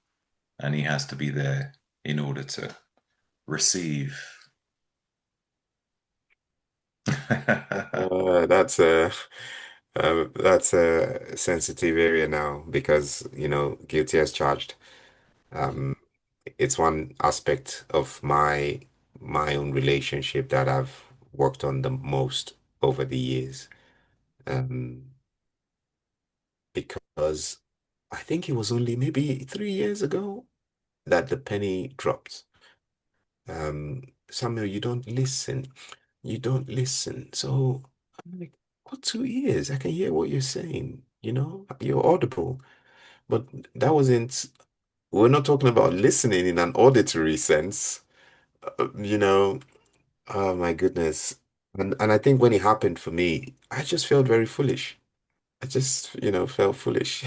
So she's been saying all these years, you're not listening, you're not listening. I'm thinking, what do you mean? I can hear you.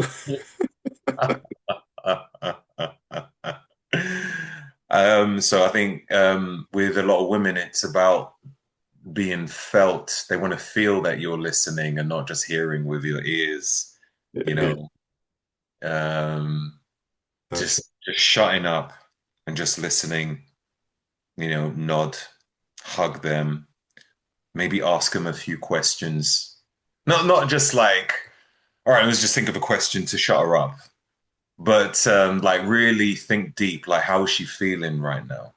yeah. And what sort of questions is going to offer her support for her to express herself more and get it out. And maybe, you can help her to find some answers in the things that she's going through.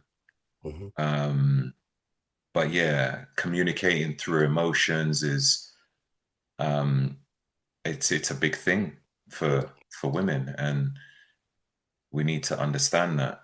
Absolutely. It's not going to be easy for men. Sometimes we just get too logical. You know, what's the problem? Okay, right. We try and figure that out. Do you know what I mean? Why are you feeling like that? Well, do you know what? Have you tried? I read this book here. It's really good. It's like, no, nah, bro. You ain't gonna work like that. You know what I'm saying? Absolutely. Absolutely. It's no, listen for all the guys out there listening to this. Um, One of the reasons I know I'm gonna tell you this, it's a bit naff, but I'll say it anyway. For all the guys out there who are sometimes you wonder, how did that guy, you're looking at a couple and you think they're mismatched. In your mind, you're thinking they're mismatched. Sometimes that guy is meeting her needs, and these are some of the things we're talking about. Because it does happen in society, because we think we can pair people up or we think we know what people who match or couples should look like. It's for all these things Roger and I are talking about: security, confidence, emotional intelligence, drive, humor, playfulness, friendship, and being able to listen. Um, if you actually Google it, you realize that listening is so different from hearing. Um, and like you said, Roger, that was the penny dropped for me. Sometimes she's talking to you, and you have to restrain yourself from going into your response 2 feet and judging with logic. Oh, why did you do this? If I were you, this is what I would have done,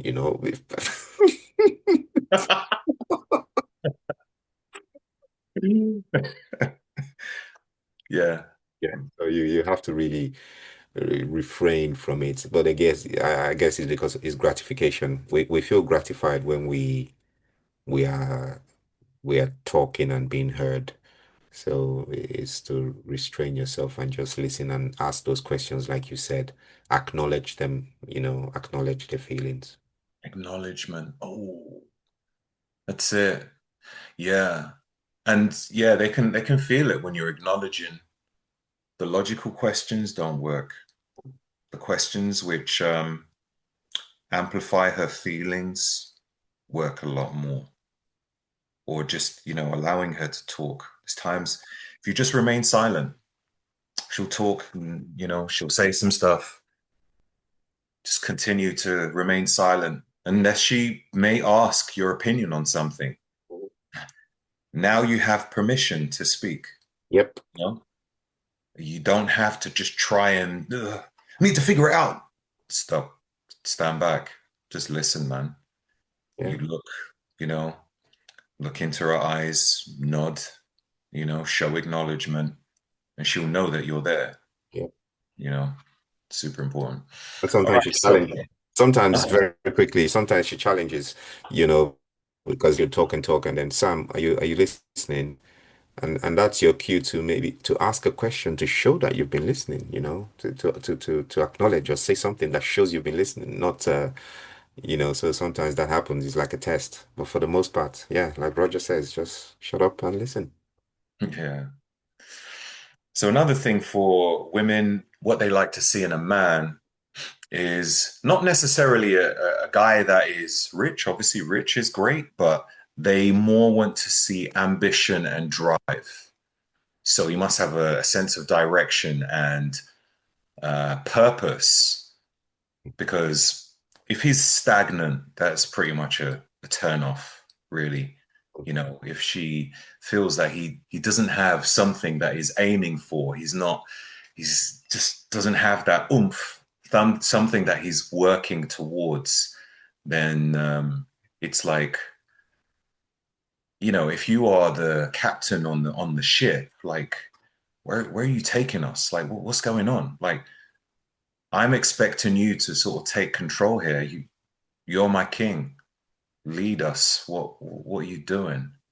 She doesn't feel that you're controlling it, taking care of the family, or, just between you two. Um, that could be a big turnoff. Yeah, it can be, and not just for your relationship. It's for any type of relationship. Your children want to see leadership. When you go to work, you want your boss to have a plan for a plan. Whether it's strategic, operational, or tactical, you respond to a plan. Um, if there is no vision, there's no need for a mission.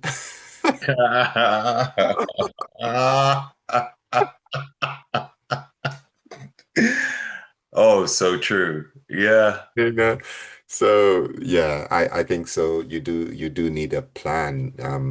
All these girls, when you watch James Bond movies, the reason they're running off with him is because he's on to the next thing. He's got a plan. He's about to get on a flight. He's go save someone somewhere, and it's exciting.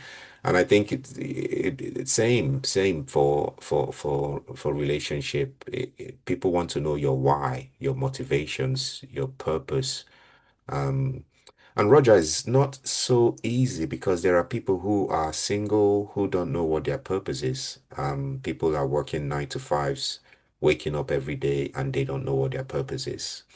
There are young people that I mentor as part of my professional network, and sometimes they come into those sessions and they're just at a stage in their life where they are looking for the why. Really, really important question that everybody ought to ask themselves. What's your why? If you don't understand your why, you can't really tell anybody. Mm. Mm. It's a difficult one, yeah, as you mentioned, because sometimes you need to go through certain things in life to realize what your why is. Sometimes you think you believe you know what your why is, but you had been passed this idea down from parents or somewhere else. Yeah. And you go along with this idea to realize that you're still unhappy.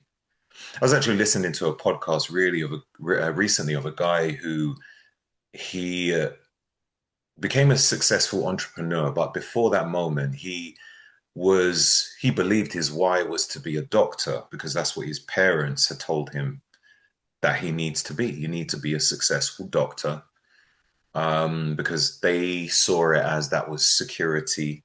And, maybe many other people in the family became doctors. He was a South Asian guy, which is pretty typical, like doctor or lawyer, that sort of thing. I think you meet Ali Abdal. Maybe. Yeah, it sounds very much like Right, right. How Ali does he Abdal. look? Ali Abdal, he looks geeky, he wears glasses. He's one of the top guys on YouTube. I think he did medicine and maybe either finished or, but he's now an entrepreneur. He just is an influencer big time. Okay. Does he wear a turban? Maybe that's Jasprit. Jasprit, yes. Jasprit. Oh my God, you know them all. Oh my God. Okay, okay. Yeah, I need to, I don't know. I just came across his podcast and I was just like watching it. I was like, this is fascinating. And that's how it can be sometimes. You know, you could spend your life doing something for a long time and just think, why am I still unhappy? I just don't get it. I seem to be ticking all the boxes, what was expected of me, but I'm still unhappy. And sometimes you find people leaving such a what is perceived as an extremely successful career to pursue, I don't know, musical career or something, which has a great level of uncertainty, but they're really happy. You know, they're like, I don't know, it just speaks to my soul to do this.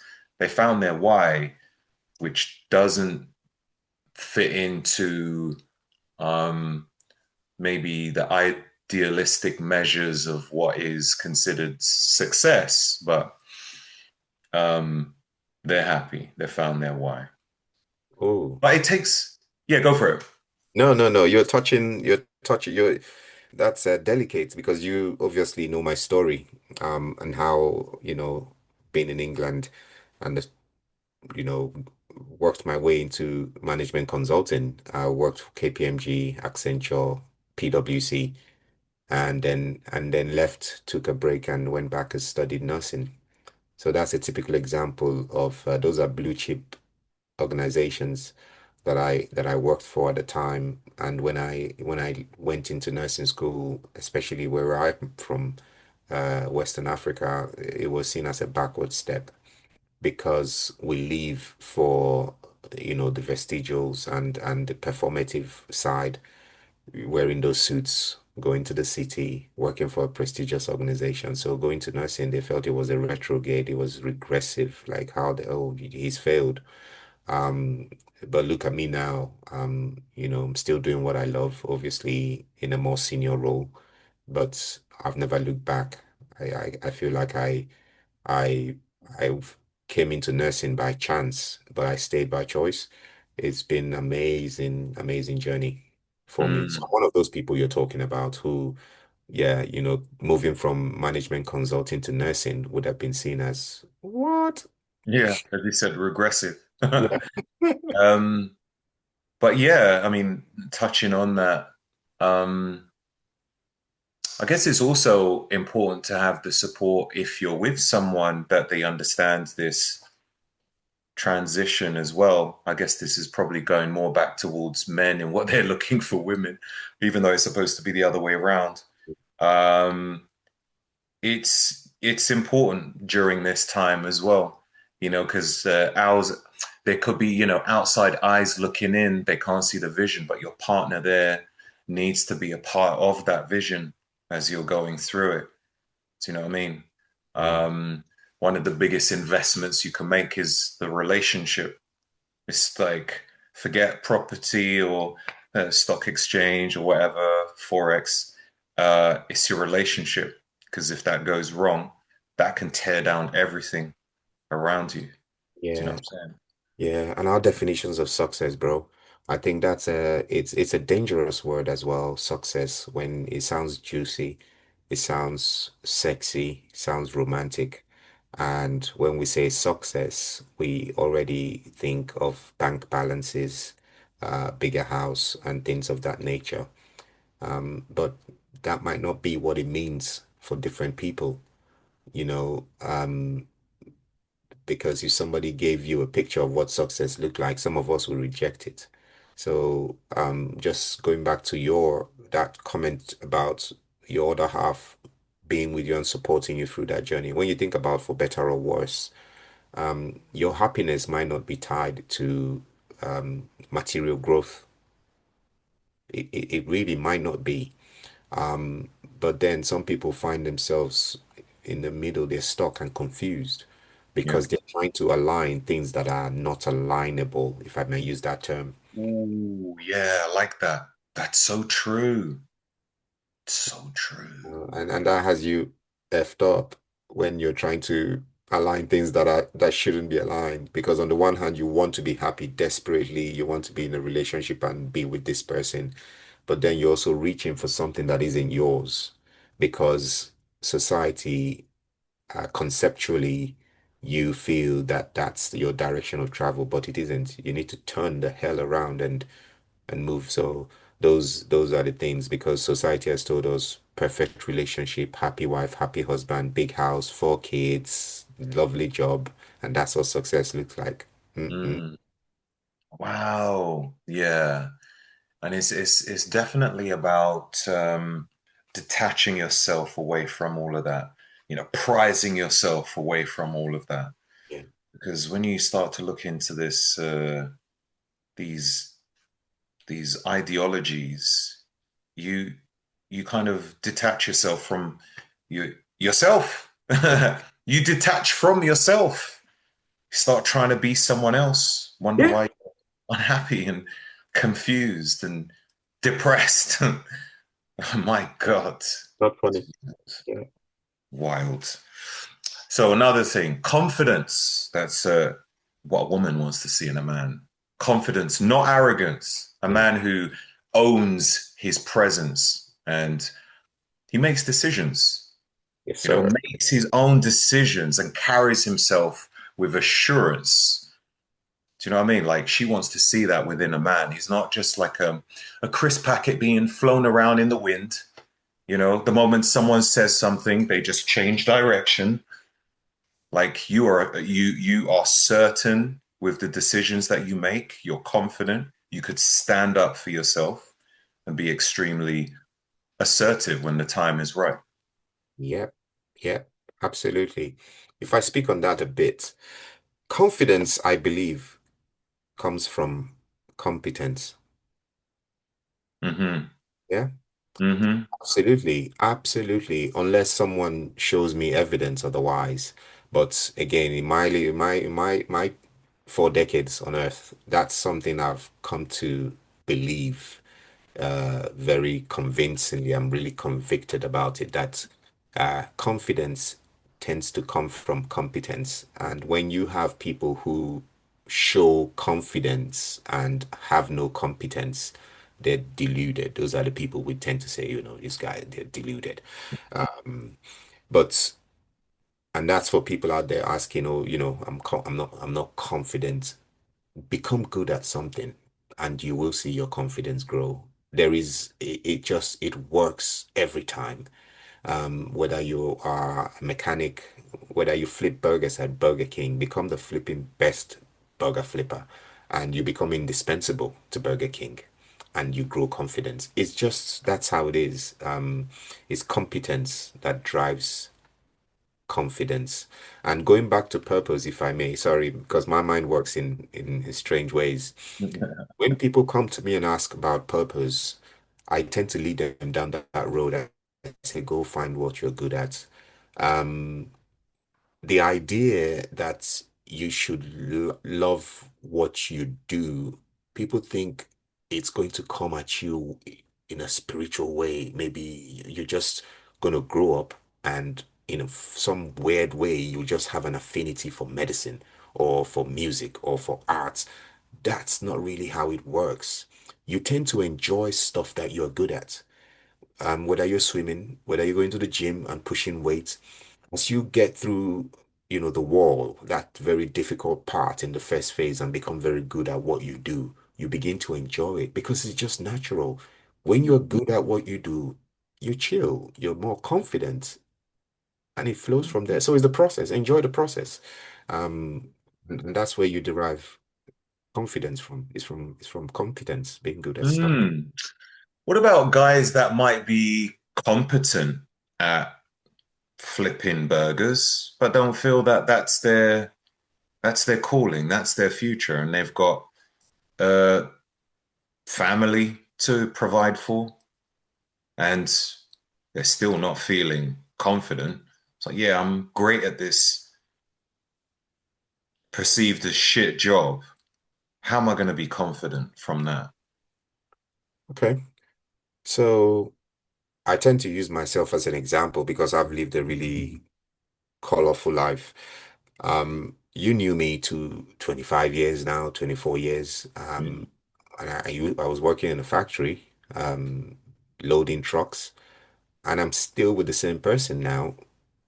Um, and when I came into that job, I didn't know how to use, it was called the Lollop.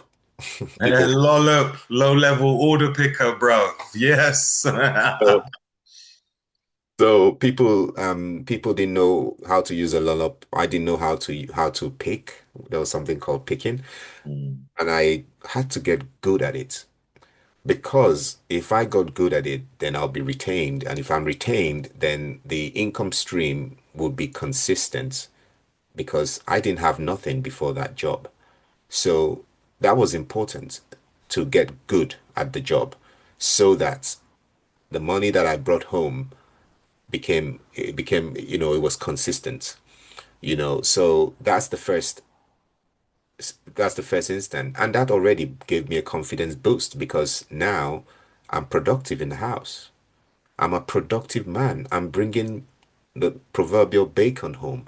And, mm, and it was whilst I was there, I began to develop skills in other areas because at some point I wanted more. So I started developing competence in something else and started looking towards the city and started learning the computer and things of that nature. So it's uh it's something that I've repeated, if you like, it's developing competence at something and then you move on. So we're not saying stay at Burger King and be king of the hill at Burger King, you know, but if you're feeling low in confidence, because I started feeling, different because I wanted more, and that's mhm. very, very healthy to want more.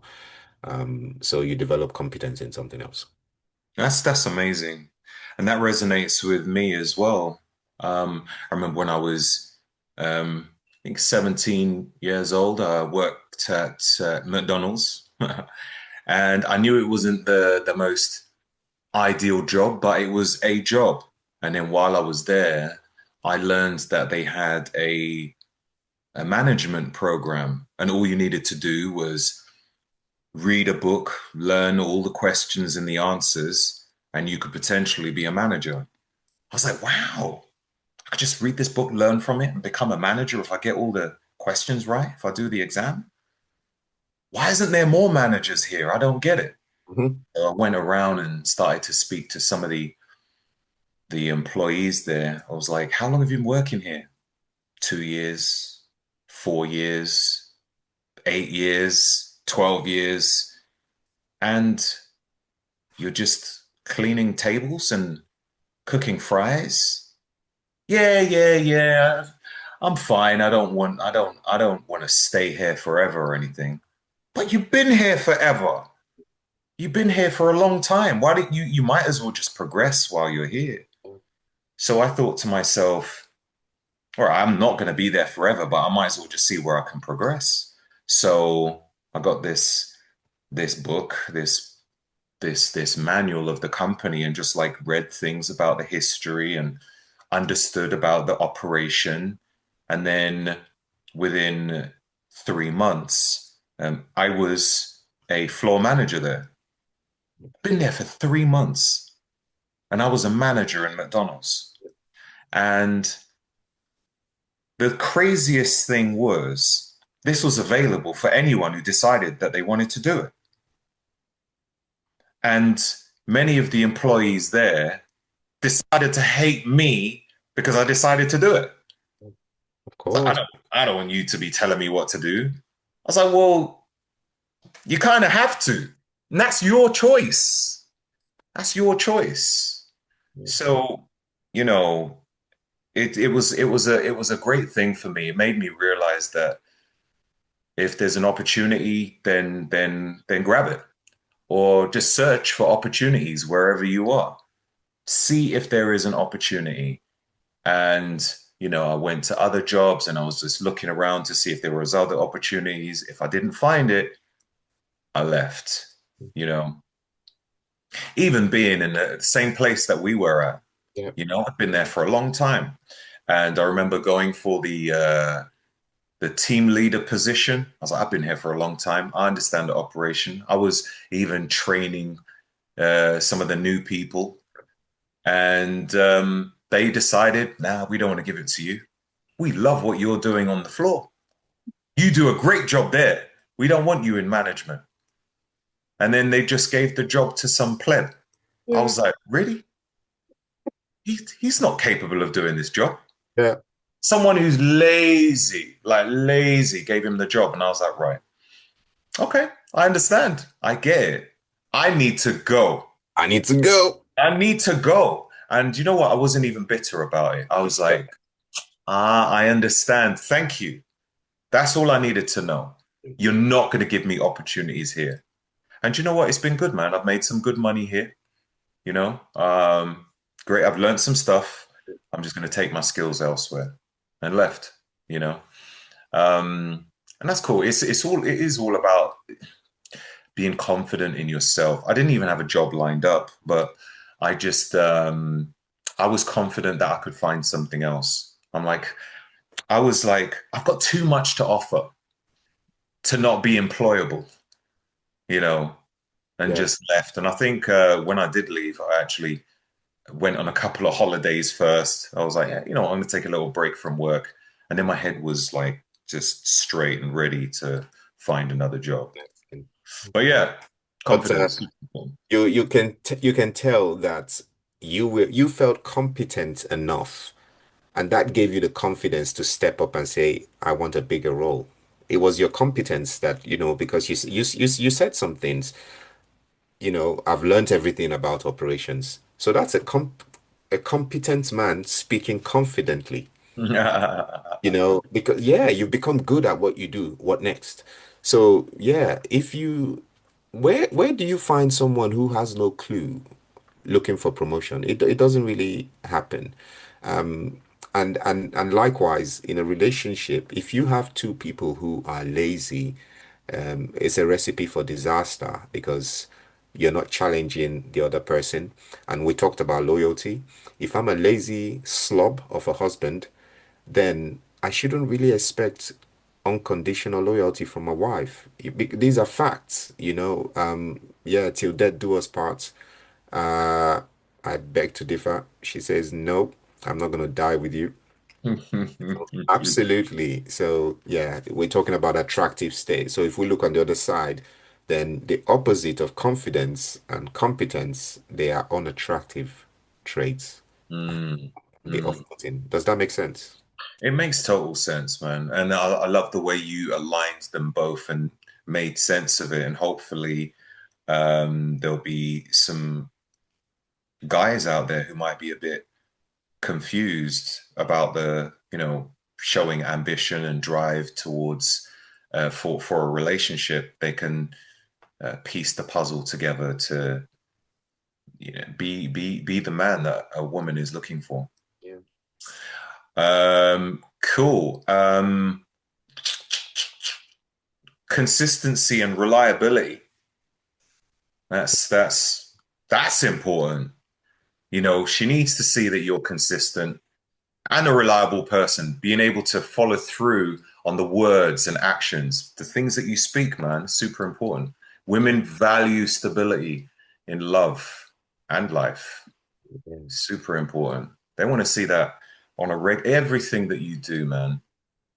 And I guess that's what's sort of expected from a masculine man, just sort of, again, having his shit together. And if you're doing stuff, just being consistent with it, lots of follow throughs. So you're doing something, okay, that didn't work out. What's the next plan? You know, if you Yeah. say you're going to do something, mean it. Let your words hold weight at all times. Yeah. At no point do you want her to think that your words are weak. That she's like even nodding or rolling her eyes when you say something because wow, like she doesn't even believe in you anymore. Yeah. Yeah. That's yeah, what can I say? Yeah, even for children, I'm not drawing any parallels between a woman and a child. I'm just talking psychologically. Even for children, when you deal with children, when you read literature on child development, when you say something, follow through. And it goes back again to the top of this podcast. We're talking about action and words. Action speaks louder. Action, it's about execution. There are lots of people that start businesses and what fails? Execution. You want to do an exam, you want to apply for a job. People have these wild ideas that they take to the grave, and what stands between them and their dream state is execution. So it follows with relationships, whether it's a relationship with your other half, with your friends, with your children. Do what you say. You need to follow through because otherwise you become hollow. You become someone that isn't respected because you can't even you tell lies to yourself. Because when you say something and don't do it, you're lying to yourself. You're a liar. No? Yeah. Yeah, And you'll start to lose confidence in yourself as well. absolutely. Absolutely. So that's the eye rolls come from there. Yeah, it's really, really important. And it's not just, I'm not talking about threats because a lot of the times people see this in action when they're threatening the other person. So those are abusive relationships, and that's not what we're talking about. It's about saying you're going to do something. I'm gonna take the kids out on Saturday and I'm gonna do this. Or I want to start a business or I want to write a book. Or I'm gonna fix the leak in the roof, but you just can't get your lazy sorry ass to fix and then your wife has to pay someone to come fix the roof. So things like that, just do what you say. I've promised you I'm going to take you on a holiday, and then you've gone and spent the money on, I don't know, a drone, and you didn't, you know, just Yeah. do what you say. Yeah. Mm, mm. Yeah. Yeah. Let your words hold weight. Let it have meaning. Be consistent. Yeah. Yeah. And it's another thing where she she's gonna it might seem like a lot of weight on your shoulders, but she's relying on you. She's depending on every action you say you're gonna take and every word that you speak. So you have to follow through. Yeah. Yeah. Yeah. Another thing is humor and play. Yeah, it's pretty similar as mentioned earlier. A man that can make her laugh, lighten heavy moments, and keep things enjoyable. Women can be, I don't want it to sound sexist or anything, but like, women can be a bit heavy emotionally. And if you can make her laugh, it's like, cool, you lighten the load off her. Do Yeah. you know what I mean? So, and like, there's many times when we're talking about, like the matching of relationships where you might be like, how is he with her? Hmm. Sometimes he's got a great sense of humor. Boy, You know what boy. I'm saying? Yeah. That's a Yeah. part of confidence as well. Yep. Yeah, absolutely. You hear that on the streets from even when we were young men. You hear, it's almost Chinese whispers that if you make a woman laugh, you're halfway into her heart. And I believe that to be true. Relationships can be really overbearing and because the road is well traveled and you guys have seen each other in times of vulnerability, you tend to lose that spark. And that's why I was talking about the ebb and flow in the relationship. Sometimes it's dark, sometimes it's light, and you need to find laughter and humor. You really, really have to. Again, guilty as charged is something that I've had to work on because I'm a serious dude.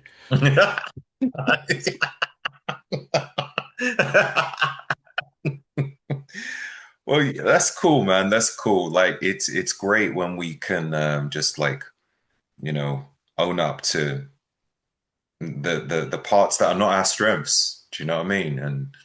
And try and work on it. Try and work on it. Um, but yeah, all of us are gonna have weaknesses to some degree. Nobody's perfect, right? Yeah, You but know, you have to own your weaknesses. very important. Yeah, Even if you have to apologize several times, sir. but also show that you're making progressive steps to become that better human being. If she can see effort in you and then see that you're slipping up on some occasion, but then she sees the effort, it's like, do you know what? I like that. That's okay. That's okay. I think that's okay. She's happy with that. There's no effort at all. It's like, Yeah, why am I with you? yeah, yeah, You know? yeah. We don't like to show vulnerability. It's the last thing we want people to see, but it's the first thing people want to see. Does that make sense? Oh, a lot of sense. A lot of sense. Be Yeah, vulnerable, but not too vulnerable. Oh, yeah. that's a feminine trait. You know, it's just I want to see a sign of stoicism in you. Why are you so weak? You know, I'm And trying to be vulnerable. That's what you want, right? Oh shit. true. Yeah. And that's probably one of the reasons why men commit suicide. Not because of women, but yeah, trying to find that balance. Yeah. Okay. Now this is Yo, Samuel, this has been powerful. This has been very informative, educational. We've covered quite a few things, and I think we need to have a part two. It's been quite extensive as it is, and I've got a lot more things we could talk about, but I feel we need to break it down in another podcast. What do you think? absolutely, absolutely. And yeah, that I've got so many interests. So let's run it back. And there's so much more to talk about. Talk about children, talk about what you do, your recent experiences, and my recent experiences, how far I've come. There's so much to talk about. So much. Yeah, yeah. It's been great. I really appreciate you. You're not just a friend. To me, you're like a brother, you know. Okay. Seriously, like a brother. More than family. You know, I've got blood brothers that I speak to less. So I don't take that lightly, you know. Appreciate And there's appreciate. not many people that I call up for a conversation, you know. I'm not one of those transactional conversations, okay, I need this and that sort of thing. I don't do that. Like if I call you for a conversation, then I know that I can get some depth, some real depth. And I'm so happy that I've been able to allow you to share some of your wisdom with the world as well. Because I know you don't really have a presence on social media, and I think that is it's an unfortunate thing in a sense that you got some people who have a platform, but they've got nothing to say. I knew you were going there. Boy, I like listening to some of the nonsense, before bedtime. Yeah. Right, right. Yeah. Um, and that's it, man. I want to be able to expand people's minds and speak to people like yourself. And definitely, let's reconvene and open up some other subjects. But there's more in relationships I'd like to go through. Probably be a bit more of a lighter subject next time. This one was quite in depth. Okay. And then we'll start to branch on some other subjects. But again, Samuel, thank you very much for your time today. We'll catch up Always a soon. pleasure, Roger. Always a pleasure. And yeah, can't wait for us to run it back. Nice one. You take care, brother. Stay blessed. Bless.